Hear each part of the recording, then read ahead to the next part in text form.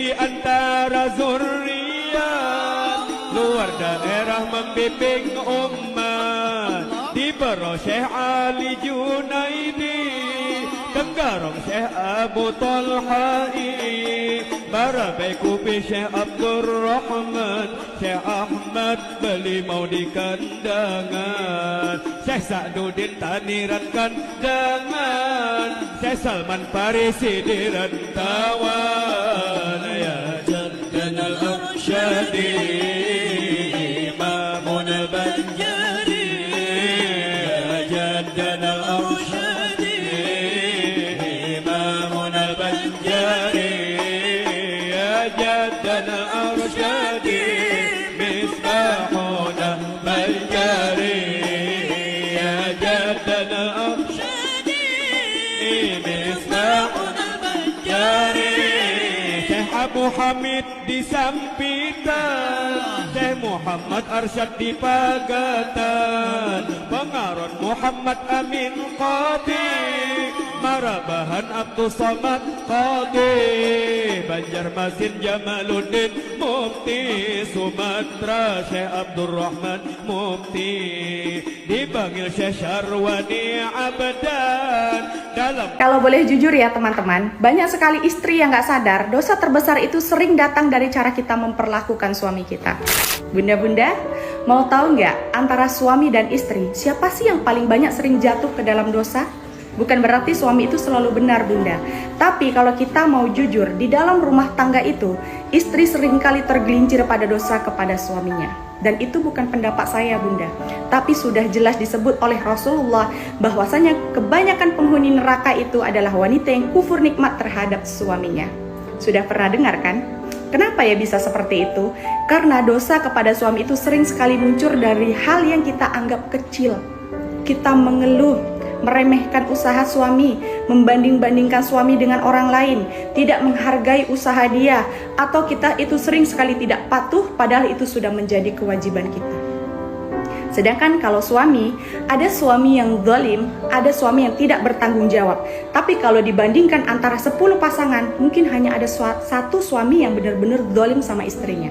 Tapi kalau dosa istri kepada suami, bisa ada 9 dari 10 karena kufur nikmat itu terjadi setiap hari dan sering sekali tidak kita sadari.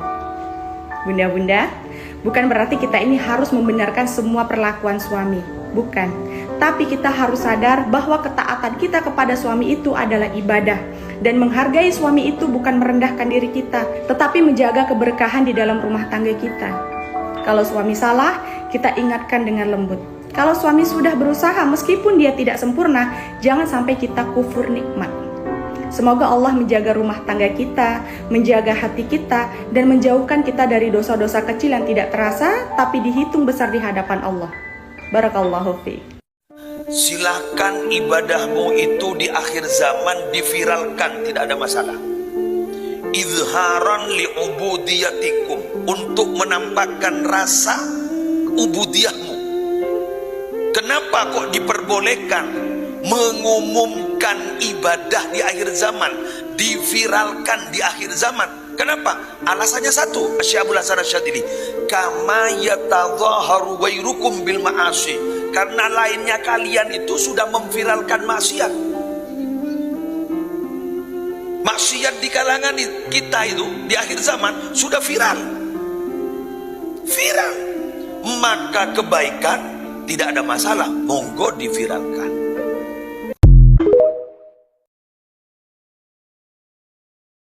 Dulu saya itu diwasiatkan sama guru saya ini. Kata guru saya, hidup itu yang dicari nak barokahnya. Karena yang hilang nanti dari umat Rasulullah itu menjelang akhir zaman itu barokah. Saya dulu tidak percaya nih. Tapi sekarang saya percaya bahwa yang hilang dalam hidup manusia sekarang itu barokah. Coba lihat. Sekarang ini ada orang ahli hukum. Kerjanya setiap hari menghakimi dan menghukumi. Ahli hukum yang biasa menghakimi dan menghukumi sekarang kena hukuman. Itu tidak masuk akal. Karena kalau orang belajar nahwu itu ngerti i'rab, baca kitab pasti lurus itu. Kenapa? Ngerti nahwu. Orang yang belajar sorof tasrif itu bina'ul kalimat, Ini nasoroyan suru, nasoroyan soru, nasoroyan siru, nasiroyan siru, itu pasti terjaga. Kenapa? Punya ilmunya. Sekarang aneh, ahli hukum kena hukuman. Ada orang pekerjaannya mengamankan orang, sekarang diamankan. Bener enggak? Itu menunjukkan apa?